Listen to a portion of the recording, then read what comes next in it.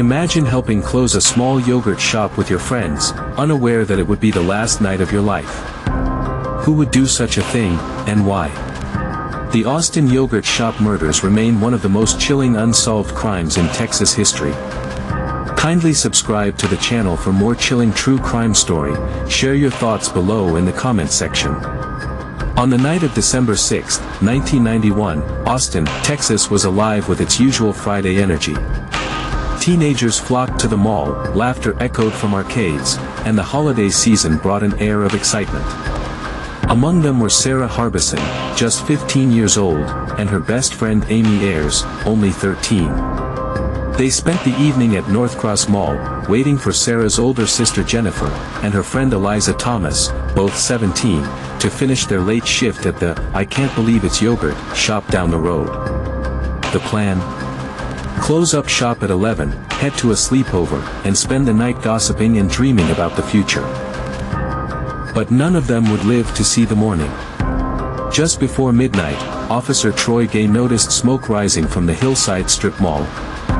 At first, it seemed like a routine fire call. But when firefighters entered the yogurt shop, the flames revealed something far darker. Inside, lay the bodies of Jennifer, Sarah, Amy, and Eliza. Bound. Gagged with their own clothes. Stripped of dignity. Burned almost beyond recognition. Autopsies revealed the chilling truth: all four had been shot execution style in the back of the head. At least two had been raped. The fire wasn't meant to destroy the shop. It was meant to destroy the evidence. From the very start, the investigation was troubled. Firefighters, in doing their job, unknowingly washed away critical forensic evidence. Austin's police force in the early 90s lacked the forensic resources needed for a case of this magnitude. The phones rang off the hook. Tips poured in. 342 suspects were considered. Some confessed, others were ruled out. Leads came and went, but the truth slipped through the cracks. The case grew colder by the day, leaving the families broken, and the city horrified.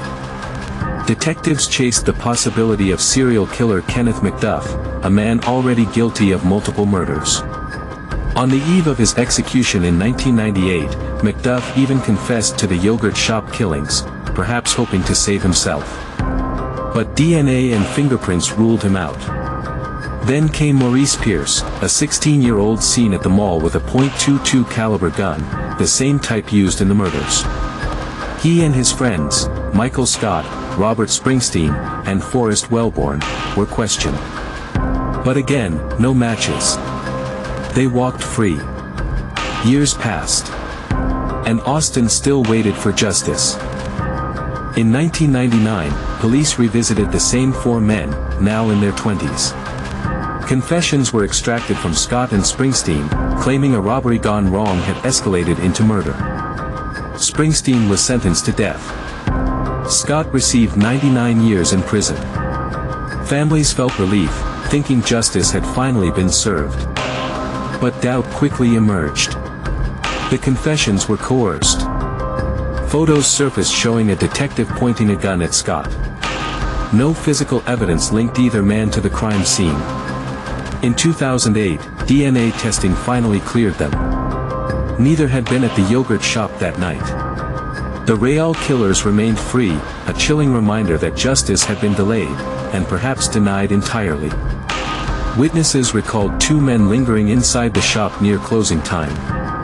One was slim, with dirty blonde hair. The other larger, wearing a dark coat.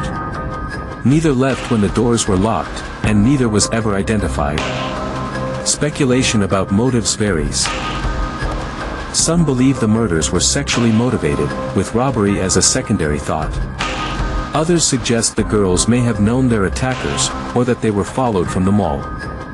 The truth remains elusive, buried beneath decades of uncertainty. Armchair detectives, family members, and investigators continue to debate, analyzing DNA evidence, witness testimony, and the flawed investigation. The key may lie in those two unidentified men, but they remain shadows in history.